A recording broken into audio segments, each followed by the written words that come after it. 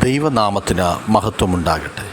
ഈ പ്രഭാതവേളയിൽ തിരുവചന കേൾവിക്കായി കാതോർത്തിരിക്കുന്ന എല്ലാ വിശുദ്ധരെയും ക്രിസ്തയേശുവിൽ സ്നേഹവന്ദനങ്ങൾ ചൊല്ലുന്നു.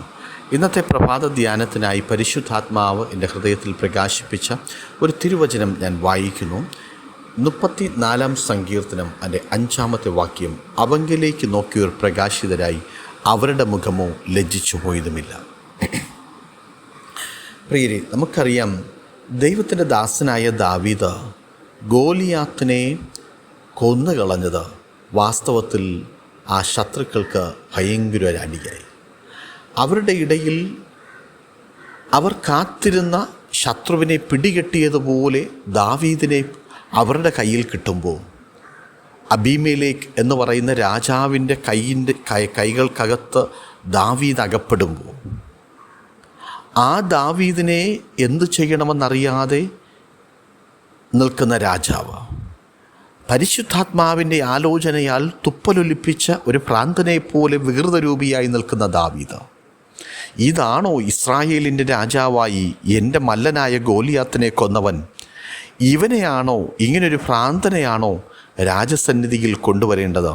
അവനെ ആട്ടി പുറത്താക്കി കളക എന്ന് അബീമേലെക്ക് രാജാവ് കൽപ്പന പുറപ്പെടുവിക്കുമ്പോൾ ദൈവത്തെ സ്തുതിച്ച് പാട്ടുപാടി ആരാധിച്ച് മഹത്വപ്പെടുത്തുന്ന ദാവീദിനെയാണ് നമുക്ക് കാണുവാൻ കഴിയുന്നത്. അങ്ങനെ പാട്ടുപാടുന്ന അവസരത്തിൽ തൻ്റെ ഉള്ളിൽ പരിശുദ്ധാത്മാവ് നൽകി. അവങ്കിലേക്ക് നോക്കിയവർ പ്രകാശിതരായി, അവരുടെ മുഖമോ ലജ്ജിച്ചു പോയതുമില്ല.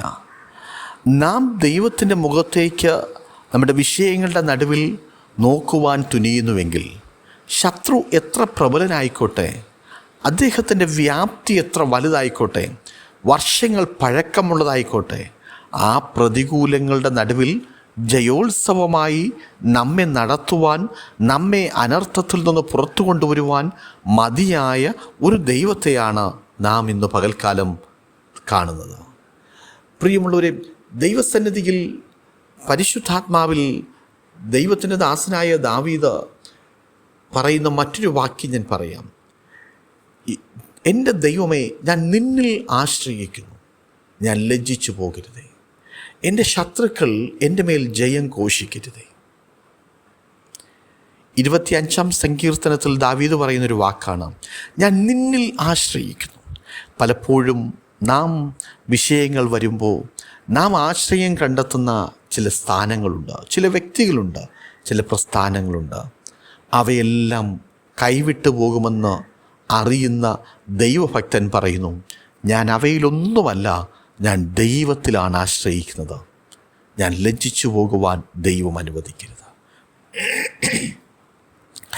പ്രിയരെ, പലപ്പോഴും നമ്മുടെ ജീവിതത്തിൽ നമ്മൾ തല താഴ്ത്തേണ്ടി വരുന്നത്, നമ്മൾ ലജ്ജിച്ചു പോകുവാൻ ഇടയായിത്തീരുന്നത് എന്തുകൊണ്ട് എന്ന് ചോദിച്ചാൽ, നമ്മൾ ദൈവസന്നിധിയിൽ നോക്കാതെ മനുഷ്യരുടെ മുഖം നോക്കുന്നത് കൊണ്ടാണ്.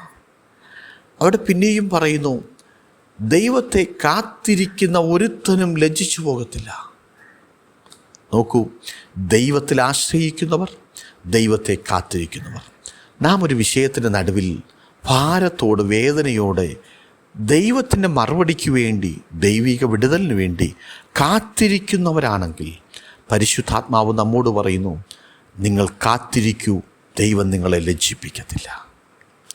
അതാണ് നമ്മുടെ ദൈവത്തിൻ്റെ സ്നേഹം. പ്രിയരെ, നമ്മളെത്ര പിന്മാറ്റത്തിലാണെങ്കിലും, നമ്മളെത്ര ദൈവത്തിൽ നകന്ന് ജീവിക്കുന്നവരാണെങ്കിലും, ആ ദൈവത്തിൻ്റെ സ്നേഹം നിർമ്മലമാണ്. ആ ദൈവത്തിൻ്റെ സ്നേഹം പകരം തീർക്കുന്നതല്ല. ആ ദൈവത്തിൻ്റെ സ്നേഹം പകവച്ചു പുലർത്തുന്നതല്ല. അതുകൊണ്ട് ഒരു പ്രസവിച്ച മാതാവ് മറന്നുപോയാലും മറക്കാത്ത ദൈവം നമ്മളോട് ഇപ്രകാരം പറയുന്നു, ആമേൻ, ഈ ലോകത്തിലെ ആര് മറന്നാലും ഒരിക്കലും മറക്കാത്ത ദൈവം. ആ ദൈവത്തിൻ്റെ മുഖത്തേക്കാണ് നാം നോക്കുന്നതെങ്കിൽ, ഈ പ്രഭാതത്തിൽ എൻ്റെ വാക്കുകൾ ശ്രദ്ധിച്ചു കൊണ്ടിരിക്കുമ്പോൾ നിങ്ങൾ അഭിമുഖീകരിക്കുന്ന ശത്രു ആരാണ്? നോക്കൂ, രാജാവായിരുന്ന ദൈവമനുഷ്യനായ ദാവീദ് ഒരിക്കൽ ഇങ്ങനെ ചിന്തിക്കുക, പരിശുദ്ധാത്മാവ് നിയോഗം കൊടുക്കുമ്പോൾ ഞാനൊരു രാജാവാണെന്ന് ദൈവത്തിന് അറിയത്തില്ലേ? ഞാനെന്തിനാ തുപ്പലൊലിപ്പിക്കാൻ? നോക്കുക, മരിക്കേണ്ടി വന്നാലും ഞാൻ രാജാവിൻ്റെ ആ ഒരു ആ പ്രൗഢിയോടുകൂടി രാജാവിൻ എന്നുള്ള ആ തലക്കനത്തോടുകൂടി ഞാൻ നിൽക്കും എന്നാണ് പറഞ്ഞിരുന്നെങ്കിൽ ഒരുപക്ഷെ ദാവീദ് ജീവിക്കത്തില്ലായിരുന്നു. ദാവീദ് നിൽക്കട്ടെ, യേശുവിലേക്ക് വരൂ. സ്വർഗാദി സ്വർഗങ്ങൾ സിംഹാസനമായി അടക്കി ഭരിച്ച വാണിരുന്ന ആ ക്രിസ്തു ഈ ഭൂമിയിലേക്ക് വരുമ്പോൾ മുഖത്ത് തുപ്പലേറ്റ്, മുഖത്തെ രോമം പറിച്ചെടുത്ത്, കന്നത്തടിച്ചു, പരിഹാസത്തിൻ്റെയും നിന്ദയുടെയും വാക്കുകൾ കേട്ടു. നിന്നെ തല്ലിയതാരെന്ന് കണ്ണുകെട്ടി പ്രവചിക്കാൻ പ്രവചിച്ചു. ഈ വാക്കുകൾ കേൾക്കുമ്പോൾ നോക്കൂ, ദാവീദ് പുത്രനെന്ന് പറയുവാൻ എന്തുമാത്രം യോഗ്യനായി നിൽക്കുന്നു. ദാവീദ് അതേ അനുഭവത്തിൽ വന്നതുപോലെ തോന്നുന്നു. യേശുവും നമ്മെ പ്രതി ഒരു വാക്ക് പോലും മിണ്ടാതെ മൗനമായി നിന്നു. അറുക്കാൻ കൊണ്ടുപോകുന്ന കുഞ്ഞാടിനെ പോലെ നിന്നുവെന്നാണ് തിരുവചനം പറയുന്നത്.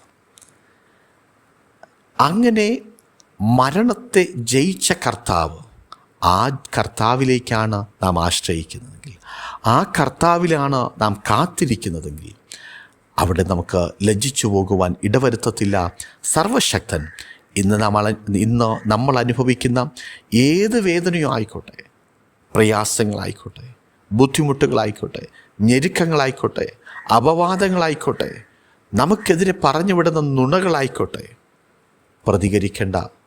ഒരുപക്ഷെ അല്പനിന്ദിതനായി, പരിഹാസപ്പെട്ടവനായി, പരിഹാസം സഹിച്ചവനായി നിന്നാലും സർവശക്തനായ ദൈവം മൂന്നാം നാളിൽ ഉയർത്തെഴുന്നേറ്റതുപോലെ അവനെ ക്രൂശിച്ചവർ, യേശുവിനെ ക്രൂശിച്ചവർ, യേശു ദൈവപുത്രനെന്ന് സാക്ഷ്യം പറഞ്ഞതുപോലെ സർവശക്തനായ ദൈവം സഹായിക്കും.